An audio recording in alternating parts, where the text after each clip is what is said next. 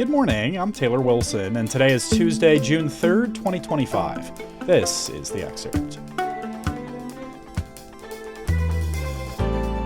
Today we're learning more about the suspect in the Boulder attack, plus the Supreme Court takes up a challenge to a grace period for mail-in ballots, and how volunteers search for bodies along the southern border. The man accused of setting 12 people on fire at a pro-Israel protest has been charged with a federal hate crime. He told investigators he wanted to kill all Zionist people and wished all of them were dead, according to an FBI affidavit released yesterday. 45-year-old Mohammed Sabri Soleiman is accused of attacking a demonstration with a makeshift flamethrower and firebombs while shouting "Free Palestine." Injuries to victims range from minor to serious. According to an affidavit, the suspect told investigators he planned the attack for a year and waited for his daughter to graduate before carrying it out. A judge has set bond at $10 million. Stephen Miller, President Donald Trump's deputy chief of staff, said the suspect overstayed a tourist visa issued in 2022. You can read more with a link in today's show notes. During peace talks yesterday, Russia told Ukraine that it would only agree to end the war if Ukraine concedes large amounts of territory and agrees to limits on the size of its army, according to a memorandum reported by Russian media. It's the latest refusal out of Moscow to compromise on its war goals. Negotiations in Turkey came after Ukraine destroyed dozens of enemy bombers over the weekend using drones smuggled deep into Russia. It was the most damaging Ukrainian attack on Russia in the 3 years since Moscow invaded. The Supreme Court will decide if a challenge to an Illinois grace period for mail-in ballots can proceed. I spoke with USA Today Supreme Court correspondent Maureen Groppe to learn more. Hello, Maureen. Hello. All right, so what is this challenge, Maureen, and what will the Supreme Court now be deciding? This case is about Illinois' law that lets mail-in ballots be counted if they are postmarked on or before the day of the election and received within 2 weeks. The court isn't deciding whether that grace period is allowed, which Republicans say it's not. Instead, they are deciding whether a congressman, this Republican Congressman Michael Bost, has what is called standing to even bring this challenge into court to have the lawsuit proceed. Well, how did this play out in the lower courts, Maureen? Well, the lower court said that the congressman can't bring the case because he hadn't shown he had been sufficiently harmed by the law. He said he's harmed because he has to spend campaign funds to contest any objectionable ballots that come in after Election Day. So he says that's an extra cost to his campaign that he wouldn't have if there was no grace period. But the Chicago-based 7th U.S. Circuit Court of Appeals, they dismissed that argument.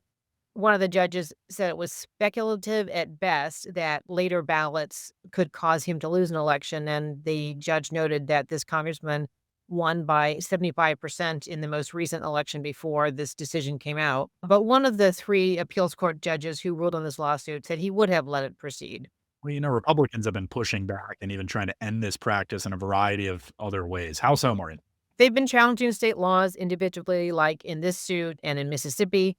And recently, President Trump issued an executive order that, among other things, would prevent such grace periods. His executive order does a lot of things about election law, but this is one of the things that it would do. But that order is also being challenged in court.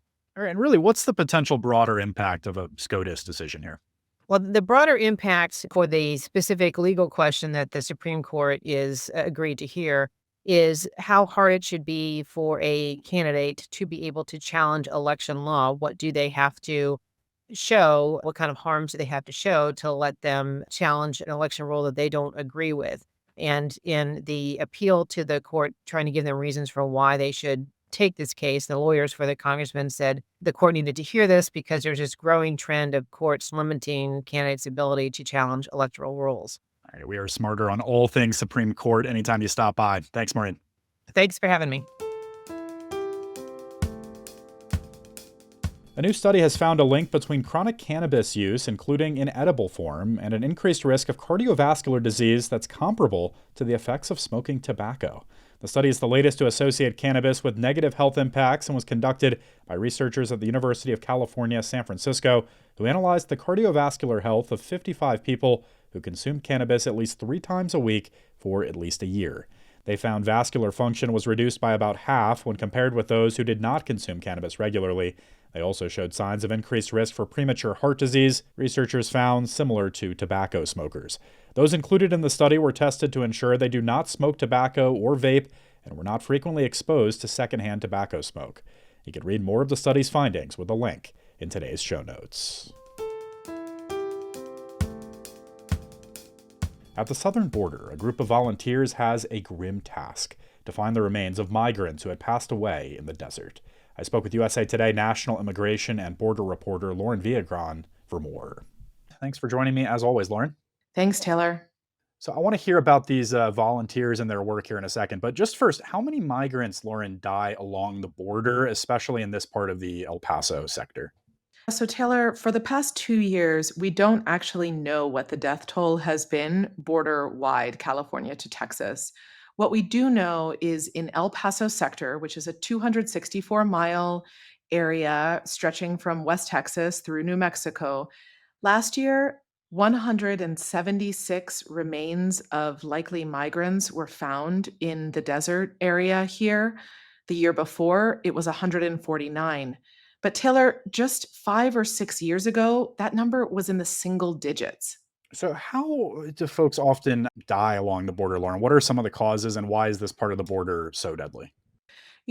People will have different opinions about this, but what is certain is that as the United States has hardened its borderline, as border security has become more intense and the border fencing higher, for example, in much of the border now, it's 30 feet high, migrants are more easily injured. Specifically in this area, though, Taylor, the desert outside of El Paso is hot. It's very hot in the summer, but it wasn't at like Arizona levels. We don't see temperatures like north of 110 degrees. But the last 2 years, we've had extreme summer temperatures, more triple digit days than ever before. And during this period, the past 2 years, there was a massive wave of migration. So that meant that more people were trying to make the risky and often deadly illegal crossing. Well, Lauren, for this piece, I know you spoke with some volunteers who are working out in the desert to find human remains. What did you hear from them in the work they're doing? So it should be said that to start, it is the responsibility of federal, state, and local authorities to investigate and find bodies. But this desert, even though it is near the urban footprint, can at times be vast.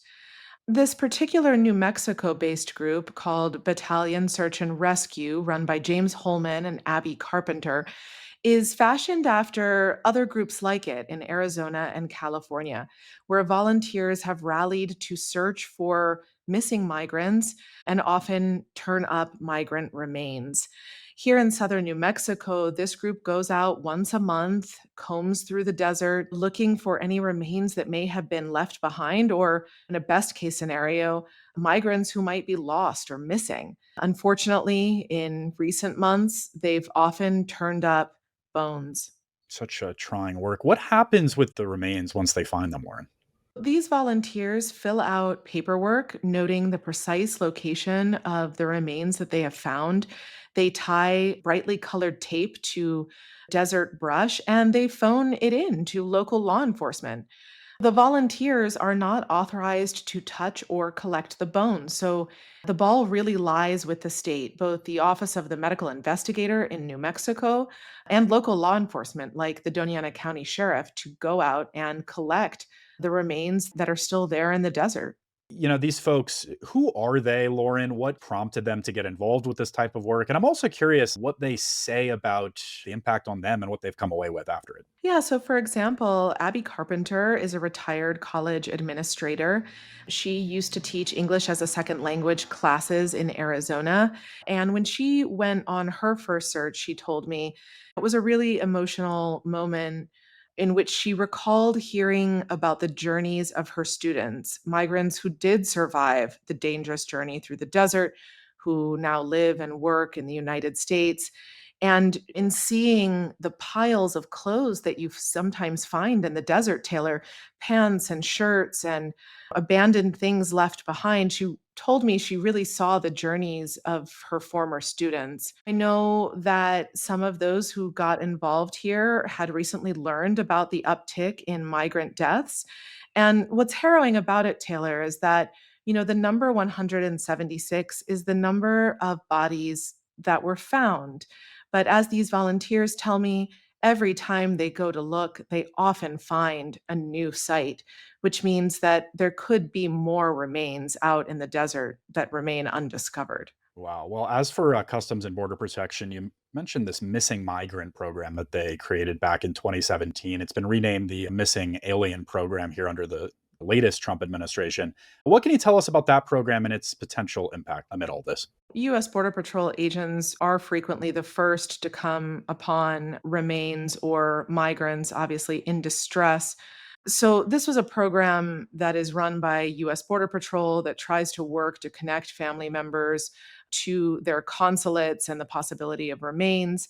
Of course, when you really dial it back, whenever there is an enforcement measure, you're going to see migrants take additional risks. And that's also in part what's contributed to the rising death toll. All right, folks can find the full version of this story with a link in today's show notes. Lauren Viagran covers the border and immigration for USA Today. Thanks, Lauren. Thanks, Taylor. Thanks for listening to The Excerpt. You can get the podcast wherever you get your audio. And if you're on a smart speaker, just ask for The Excerpt. If you have any comments or questions, you can email us at podcasts@usatoday.com. I'm Taylor Wilson, and I'll be back tomorrow with more of The Excerpt from USA Today.